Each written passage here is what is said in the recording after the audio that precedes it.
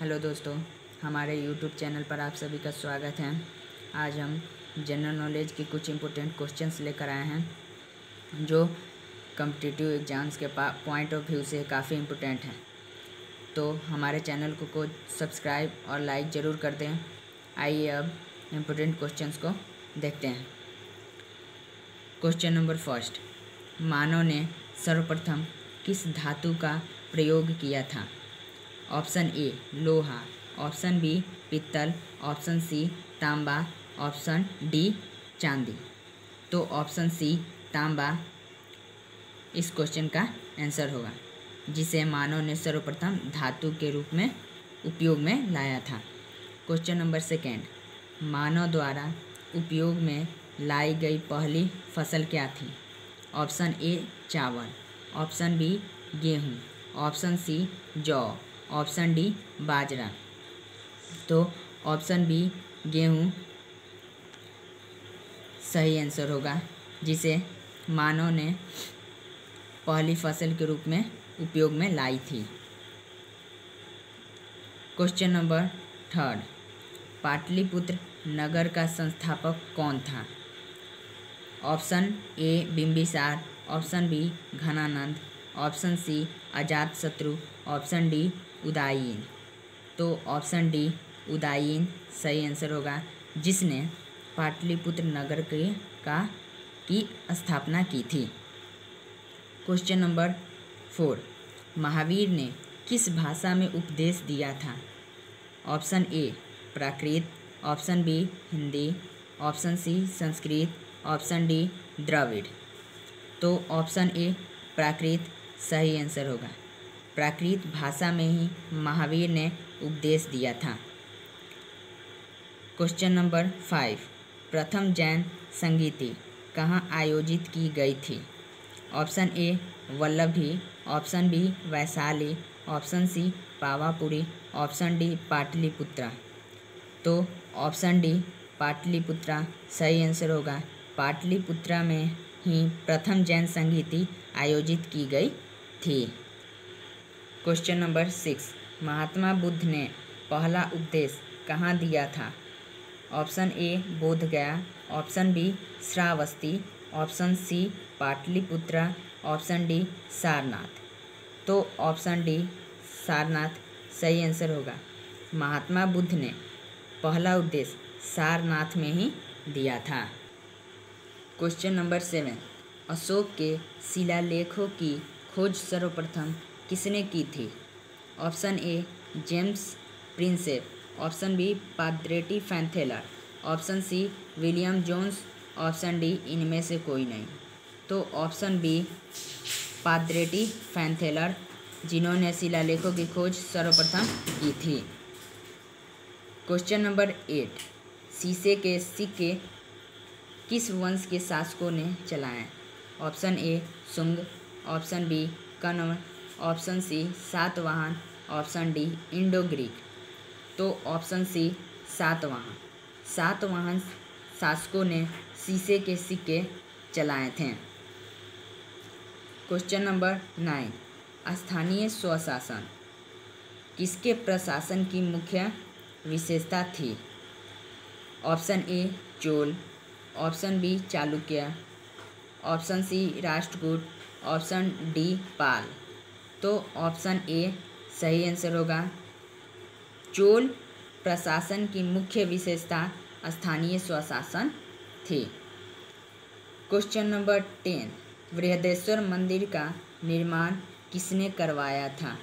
Option A Rajendra प्रथम, option B Rajendra द्वितीय, option C Rajaraja प्रथम चोल शासक, ऑप्शन डी कुलोत्तुंग प्रथम।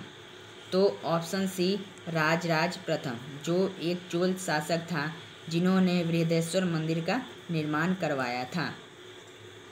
क्वेश्चन नंबर 11, लाख बक्स किसे कहा जाता था? Option A Qutubuddin Aibak, option B Firoz Shah Tughlaq, option C Iltutmish, option D Alauddin Khilji. तो ऑप्शन ए कुतुबुद्दीन ऐबक, जिसे लाख बक्स कहा जाता था।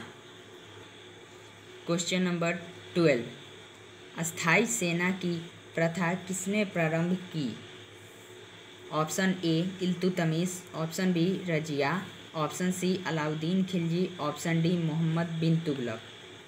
ऑप्शन सी अलाउद्दीन खिलजी सही आंसर होगा, जिसने अस्थाई सेना की प्रथा को प्रारंभ किया। क्वेश्चन नंबर 13, गुलरुखी के नाम से निम्नलिखित में कौन जाना जाता था? Option A Sikandar Lodi, option B Arjun Dev, option C Firoz Shah Tughlaq, option D Balban. तो ऑप्शन ए सिकंदर लोदी, जिसे गुलरुखी के नाम से जाना जाता था। क्वेश्चन नंबर 14, सांकेतिक मुद्रा का प्रचलन किसने किया था? Option A Iltutmish, option B Alauddin Khilji, option C Mohammad bin Tughlaq, option D Firoz Shah Tughlaq. तो ऑप्शन सी मोहम्मद बिन तुगलक सही होगा, जिन्होंने सांकेतिक मुद्रा का प्रचलन किया था। क्वेश्चन नंबर 15, संकीर्तन प्रथा के जन्मदाता कौन थे? Option A Mirabai, option B Chaitanya, option C Kabir, option D Raidas. तो ऑप्शन बी सही आंसर होगा, चैतन्य संकीर्तन प्रथा के जन्मदाता थे। क्वेश्चन नंबर 16, किस मुगल शासक ने न्याय की घंटी लगवाई थी? Option A Akbar, option B Jahangir, option C Shahjahan, option D Aurangzeb. तो ऑप्शन बी जहांगीर सही आंसर होगा, जिन्होंने न्याय की घंटी लगवाई थी। क्वेश्चन नंबर 17, जिंदा पीर किस मुगल शासक को कहा जाता था?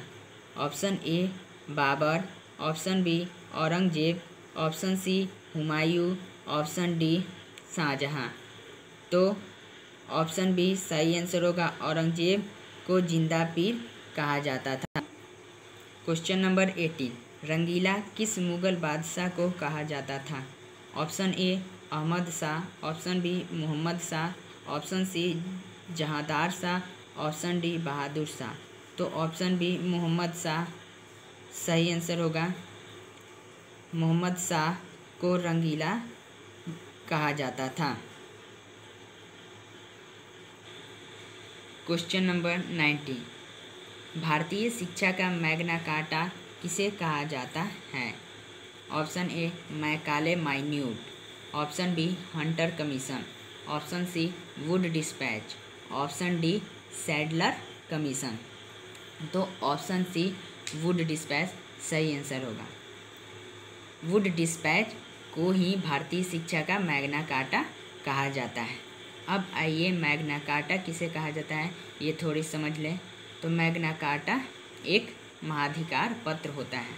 मैग्ना कार्टा क्या होता है? मैग्ना कार्टा एक महाधिकार पत्र होता है। अब आइए वुड डिस्पैच क्या है?